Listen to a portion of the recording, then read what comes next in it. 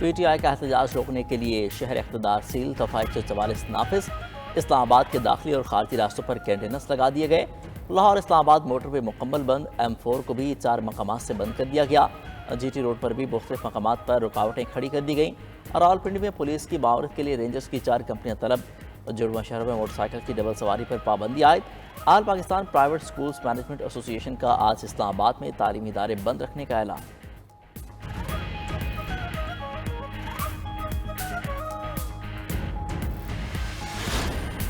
اسلام آباد پر دھاوا بولا تو سختی سے نمٹیں گے، وزیر داخلہ محسن نقوی نے مظاہرین کو وارننگ دے دی۔ نیوز کانفرنس میں کہا کہ کسی کو اسلام آباد پر دھاوا نہیں بولنے دیں گے، بتا رہا ہوں جو ہاتھ چڑھے گا نرمی کی توقع نہ رکھے، کوئی چھوٹا واقعہ بھی ہو گیا تو اس کے نتائج بھگتنا پڑیں گے، احتجاج کے لیے آنے والوں کے لیے پوری تیاری کر لی، دھاوا بولا تو روکا جائے گا، پھر کوئی شکوہ نہ کرے۔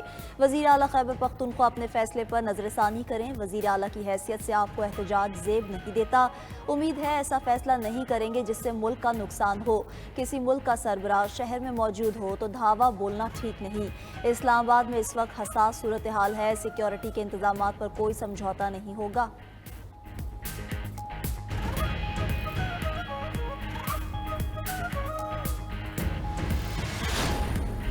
پی ٹی آئی کا آج اسلام آباد میں ہر صورت احتجاج کا اعلان۔ وزیر اعلیٰ خیبر پختونخوا علی امین گنڈاپور نے کہا ڈی چوک میں احتجاج کر کے رہیں گے، جتنے بھی دن سڑک پر گزارنے پڑے گزاریں گے، یہ فائنل راؤنڈ ثابت ہوگا۔ پی ٹی آئی رہنما فیصل جاوید بولے آئین ہمیں پرامن احتجاج کی اجازت دیتا ہے۔ علیمہ خان نے کہا کہ ہم احتجاج کریں گے، جیلوں میں ڈالنا چاہتے ہیں تو ڈال دیں۔ اپوزیشن لیڈر عمر ایوب کہتے ہیں اپنے کرپشن چھپانے کے لیے آئین میں ترمیم کی جا رہی ہے۔ زین قریشی نے ڈی چوک کا احتجاج مؤخر کرنے کی مشروط پیشکش کر دی، کہا اگر حکومت 26ویں آئینی ترمیم کو 23 اکتوبر سے آگے لے جائے تو تحریک انصاف بھی اپنے جلسے جلوس اور دھرنے مؤخر کر دے گی۔ پی ٹی آئی والے تصادم اور لاشیں چاہتے ہیں، اس لیے ڈی چوک آئیں گے، لوگوں کو مروانے کے لیے احتجاج کی کالز دی جا رہی ہیں۔ سینیٹر فیصل وافڈا کی پی ٹی آئی پر چڑھائی، نیوز کانفرنس میں کہا بانی پی ٹی آئی کا پیادہ علی امین گنڈاپور آگ برسا رہا ہے، ریڈ زون میں تصادم کے لیے آنا چاہتے ہیں، بانی پی ٹی آئی اپنی سیاست کے تابوت میں آخری کیل ٹھوک رہے ہیں، ملکی معیشت بہتر ہونے پر بانی چیئرمین پریشان ہے، قوم کو فائدہ ہو رہا ہے تو اس کی تعریف کریں، فساد نہیں، مجبور نہ کریں کہ اپنے فون میں موجود چیزیں سب کے سامنے رکھ دوں۔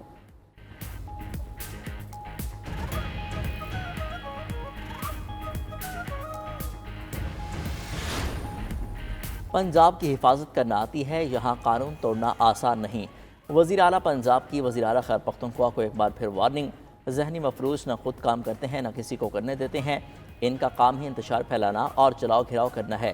وزیر اعلیٰ مریم نواز کا لاہور میں تقریب سے خطاب، کہا پنجاب پر حملہ کرنے والے دراصل اپنے ہی لوگوں پر حملہ کر رہے ہیں، پنجاب پر حملے کے لیے خرچ ہونے والا پیسہ خیبر پختونخوا پر لگائیں، عوام کی زندگی مشکل بنانے والے دھرتی پر بوجھ ہیں، ہر روز نیا تماشا اور ڈرامہ کرنے سے مجھے کوئی فرق نہیں پڑتا۔ وزیر اعلیٰ پنجاب مریم نواز نے ہمت کارڈ منصوبے کا بھی افتتاح کر دیا۔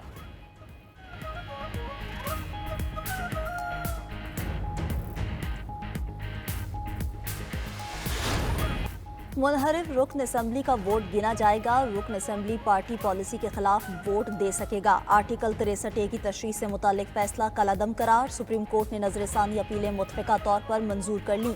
چیف جسٹس پاکستان جسٹس قاضی فائز عیسیٰ نے نظر ثانی کیس کا مختصر فیصلہ سنایا۔ عدالتی فیصلے میں کہا گیا کہ صدارتی ریفرنس پر 17 مئی 2022 کا اکثریتی فیصلہ کالعدم قرار دیا جاتا ہے۔ آرٹیکل 63A نظر ثانی درخواست پر تفصیلی فیصلہ بعد میں جاری کیا جائے گا۔ دوران سماعت چیف جسٹس نے ریمارکس دیے کہ کسی جمہوری ملک میں ووٹ نہ گننے کا قانون نہیں، 63A کا فیصلہ صرف ایک جج کے مارجن سے اکثریتی فیصلہ ہے۔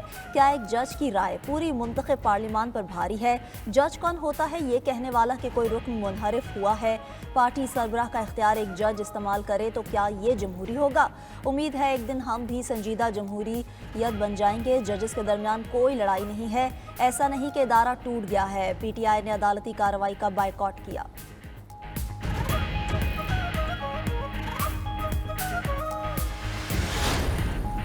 تحریک انصاف نے آرٹیکل 63A سے متعلق فیصلہ خلاف آئین قرار دے دیا، عدالتی فیصلہ آئینی ترمیم لانے کے راہیں ہموار کرے گا۔ سیکرٹری جنرل تحریک انصاف سلمان اکرم راجہ کی پریس کانفرنس، کہا عدالتی فیصلہ آئین کے خلاف ہے، آئین ترمیم ہوئی تو جو کچھ ملک میں ہو رہا ہے سب آئینی ہو جائے گا، سابق صدر اور سینئر رہنما P T I Arif Alvi نے کہا جمہوریت کی پامالی ہو رہی ہے، کیا ضرورت تھی اس وقت آرٹیکل 63A کو دیکھنے کی؟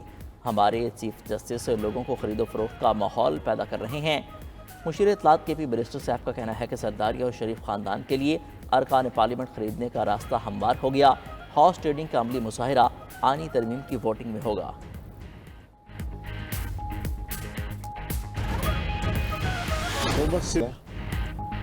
آئینی ترمیم پر فضل الرحمان کا حکومت کے ساتھ جانے سے انکار، سربراہ جے یو آئی فے کی حکومت سے آئینی ترمیم ایس سی او کانفرنس تک مؤخر کرنے کی اپیل، اپوزیشن سے بھی احتجاج نہ کرنے کا مطالبہ کر دیا۔ اسلام آباد میں نیوز کانفرنس کے دوران سربراہ مولانا فضل الرحمان نے کہا آئینی ترمیم کی منظوری کے لیے اتنی جلدی کیا ہے؟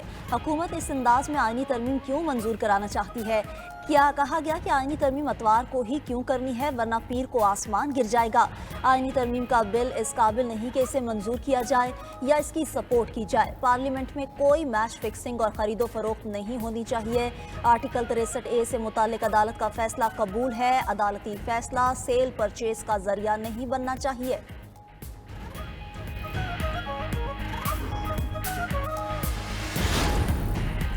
پی ٹی آئی نے پریکٹس اینڈ پروسیجر کمیٹی کے اقدامات کو چیلنج کر دیا۔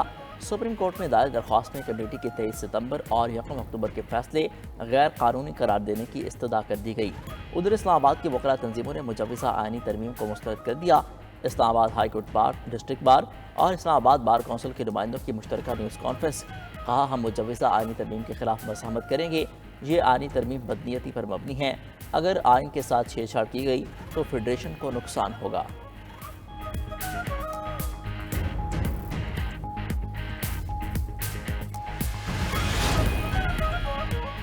انتخابی عذرداریاں الیکشن ٹرائیبیونلز میں سنی جائیں گی۔ پنجاب میں 8 الیکشن ٹرائیبیونلز کی تشکیل کا نوٹیفیکیشن جاری۔ الیکشن ٹرائیبیونلز میں حاضر سروس اور ریٹائرڈ ججز کو شامل کیا گیا ہے۔ حاضر سروس ججز کے لیے chief justice Lahore high court سے مشاورت کی گئی ہے۔ شیخوپورہ، ننکانہ، سیالکوٹ، وزیر آباد اور لاہور کے چند حلقوں کے لیے جسٹس سلطان تنویر احمد پر مشتمل ٹرائیبیونل تشکیل۔ لاہور کے دیگر حلقوں کے لیے جسٹس ریٹائرڈ رانا زاہد محمود کی تقرری۔ چنیوٹ، فیصل آباد، ٹوبہ ٹیک سنگھ، جھنگ اور حافظ آباد سے جسٹس محمد اقبال چودھری کیسز سنیں گے۔ قصور، اوکاڑہ، ساہیوال، پاک پتن اور وہاڑی کے لیے جسٹس انور پر مشتمل ٹرائیبیونل تشکیل دیا گیا۔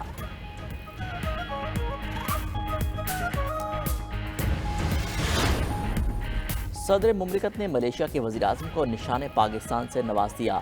ایوان صدر میں پروقار تقریب، سول اور عسکری قیادت شریک ہوئی۔ صدر آصف علی زرداری سے ملاقات میں ملیشین وزیر اعظم نے کہا ابتدا میں پاکستان سے 1 لاکھ ٹن چاول کی کھیپ لیں گے۔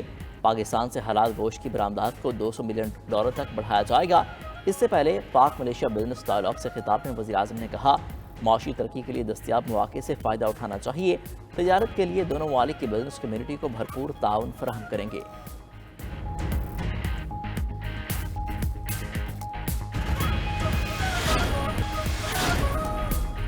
پاکستانی مصنوعی ذہانت کا استعمال کر کے دین کا کام کریں۔ مسلمانوں کو چاہیے کہ آرٹیفیشل انٹیلیجنس پر تحقیق کریں۔ مذہبی اسکالر ڈاکٹر ذاکر نائک کا گورنر ہاؤس کراچی میں تقریب سے خطاب، کہا اسلام کا پیغام پھیلانے کے لیے مسلمان سوشل میڈیا کا استعمال کریں۔ گورنر نسیم کامران ٹیسوری نے ڈاکٹر ذاکر نائک کی آمد پر شکریہ ادا کرتے ہوئے کہا ڈاکٹر ذاکر نائک کی خدمات پوری دنیا کے لیے قابل احترام ہیں۔ سندھ صوفیاء اکرام کی دھرتی ہے۔